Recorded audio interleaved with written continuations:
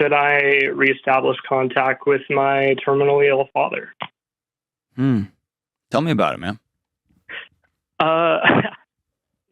Yeah, man, I don't really know where to start. So he was very abusive when I grew up. And what does that mean? What does that mean? Oh, I mean, I can go into specifics if you want. I'm not shy about it. No, give me as much as you feel comfortable with, and give me a overarching context. I don't need blood and guts, but was he physically abusive, sexually abusive, emotionally? Like, tell me about what when you say he was abusive, what does that mean? Yeah, dude, no problem.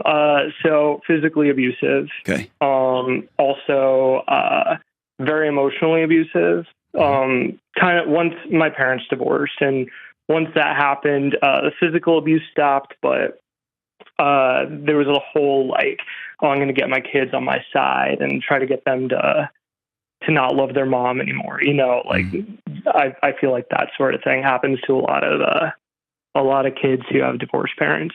But yeah, so that happened, and also just a lot of the ideas that he tried to teach us, I think, me and my siblings, I think really were just abusive. I don't know if you've seen like Shiny Happy People, but he got us involved with that when we were really young, and a lot of that was really hard to unlearn growing up. Yeah.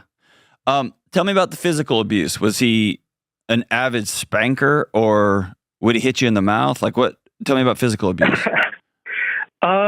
Definitely a lot of spanking. That would get like unnecessarily brutal. Yeah. One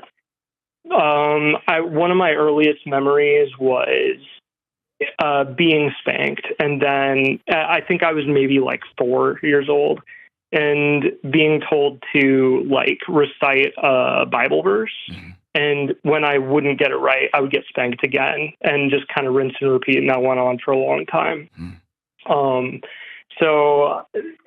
Yeah, like stuff like that. And there was more than that too. I won't speak for my siblings. Like stuff different than spanking happened to them. For me, it was mostly like really brutal, hitting with like various objects. So can I just tell you, man, I'm sorry that happened.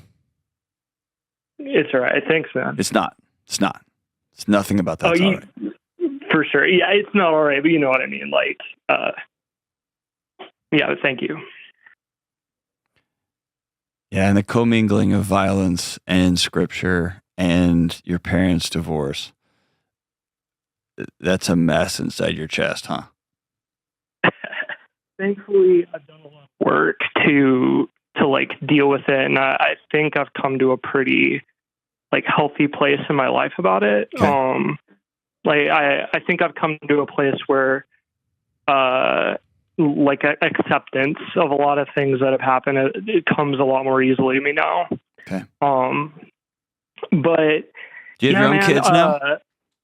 Sorry, what's that? Do you have your own kids now? I don't. Okay. Are you married now? I am married. Okay. How's that going? How are you doing life differently? Dude, I mean, I feel like this might sound spiteful, but because of the abusive household I grew up in, my life's philosophy has been to do the exact opposite of everything my dad did. And it's worked out really well. Like, that's not spiteful at all. That's just you using the road maps in front of you. Like, hey, I went down that road and it was awful. I'm gonna go down that one. No, that's why. That's wisdom, brother. That's not spiteful. If you're like, I'm gonna do something nice to my wife tonight, and that'll show you, Dad. That's spiteful. That's dumb. That's using your wife to try to hit your dad, right? No, that's not what I meant at all. Yeah. Otherwise, you're just being wise. That's awesome. Yeah, I hear you. My wife is amazing. She's my entire world, dude. And like, I can't imagine being abusive to my wife. Like the actions he took just do not make sense intrinsically to me. Like, I just by living authentically, I'm really proud of the life I've built for myself. Excellent. I'm proud of you too, man. I'm proud of you. This is how family trees change, my man. Yeah, I think so too. I'm really proud that I feel like I've ended that cycle, like for Awesome. my part and my family line. Dude, I'm proud of you. So what's happened recently that precipitated this call? So when I cut my dad off, I should probably tell you how that happened. Okay. It wasn't just like I just decided to stop talking to him. We had a sit down, man. I invited him to dinner and I just laid it out clear as day. I was like, hey, like these things happened. And if you want a relationship with me, like I need some level of acknowledgement that it did happen. And I need an apology for starters. And that was too hard. So, hold on. What do you mean that's too hard? He looked at you and said no. I mean, it more worse than that, but basically, first there was a lot of denial, like, oh, that didn't happen. And then there was blaming, like 4-year-old me was the issue, you know, which is all ridiculous, Sure. You know? So the conversation just did not go well. I gave him a second meetup. I was like, okay, stop. You need to think about this. Let's meet up again later once you have time. And resume. Second meetup went just as bad. So that was it. And since then, I've gotten married at a house now. So, and I've left him out of it. Also, not just to protect my peace, but he's not a safe person around women. Like, I don't want him around my wife if he hasn't changed. So, yeah, I mean, that's where we're at. And just so you know that conversation, I know of personally, and I also know more broadly that those type of conversations have also been incredibly healing. I think so too, man. I think I have a lot more peace about it because I did that. No. You handled it in a right, immature way. And what I say about healing is, like, I know of situations where dads who did not handle childhood well sob and weep and say, "I'm so sorry. Do you forgive me?" Yeah. They were one way 25 or 30 years ago, and they're very different now. And it's an earned new relationship and new trust that happens over time. Right? But that's not what you got. And yeah, unfortunately. Yeah, I mean, it breaks my heart that that's not what you got, but it also, like you said, it allows you to look in the mirror and say, I showed up as the man I want to be, which is a man of forgiveness, a man of boundaries, a man of who's seeking relationship, but here's what needs to happen for this relationship. I want to be that guy, and that's the guy you were. And you're also a guy that keeps his word to himself, which is honorable. Thanks, dude. All right, so your dad he's terminally ill. Is he dying? I don't know how much longer he has left, man. Okay. So the information that I got is that he has been diagnosed with multiple forms of cancer, and they're not trying to remove it. And he's had pneumonia twice in the last 6 months. Oh, okay. So, I mean, that doesn't sound good to me. Yeah. I mean, that could mean any range of things, but those are some data points that say the end is near. Yeah. Yeah, for real. So, and he's never been very health conscious either. Sure. Was very sedentary. Yeah. So yeah, I mean, I think the end is near, man. So what are you going to do? So when I first got that info, it was, I'm sure you've seen people do this, but it was given to me in a way that made me feel like my dad was triangulating, like using a family member to try to contact me and like make me feel like I should go see him. Like, I mean, I've cut him off on everything. He doesn't know where I live. Sure. He doesn't have my phone number. So, but a family member got in touch with you and said, "Hey, Dad wanted me to let you know that he's dying of cancer." More or less, yeah. Okay. All right. One thing as you move forward and you continue, and by the way, this is going to sound nuts. Not everybody, but the vast majority of folks. If your father was to pass away today, it'll be devastating all over again. There's a fantasy that you'll go, and it won't be like that, generally speaking. Sometimes it is. Sometimes weirdly, I don't really expect that I'll have any sort of relief. Okay.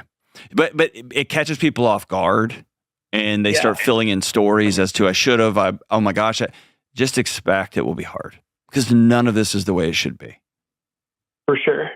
Dads, all moms, all parents do things when they're doing either the best they can, or they're following bad advice, or whatever's happening when they have kids, period. Not to the extent of what you experienced, but it always, in my opinion, is the adult's responsibility to circle back and make things right and whole with their kids. And that doesn't happen for you. That's the way it should happen. And if I had kids and I was in a position where my kid cut me off after having that sort of conversation, I feel like I would stop at nothing. Exactly. I mean, families should mean that much to try to change, try to address it, I agree. And that's not the world we live in right now. And it breaks my heart. But here we are, right?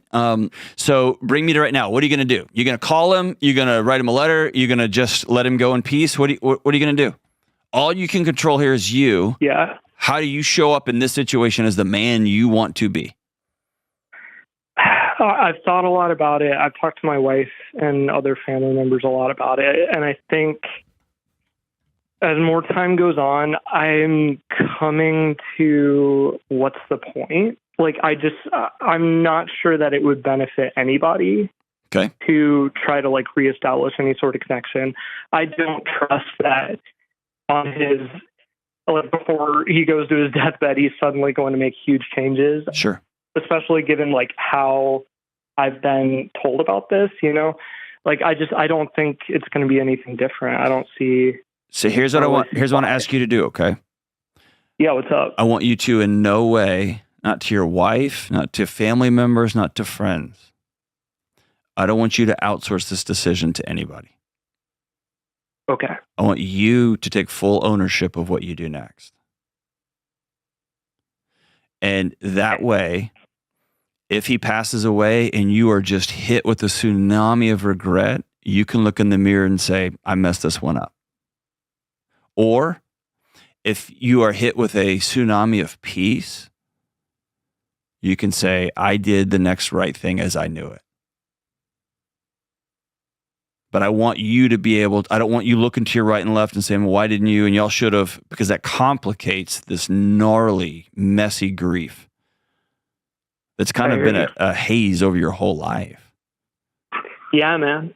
Right? So take full ownership of, no, I've thought through it. The man I want to be is a man who shows up with integrity.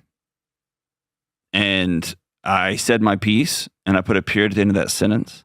And I'm a man who keeps my promises to myself. And I'm a man who doesn't engage in futile, whatever words you want to say about yourself. I'm going to take full ownership of my identity. I'm going to back it up with action. This is who I am. And I'm going to take full ownership of that. And that way you'll have to own both sides, or all. It won't be bifurcated in that way. It'll be messy, but I'm going to own all of it. I'm going to own it all. And I'll learn from whatever happens here. I really like that.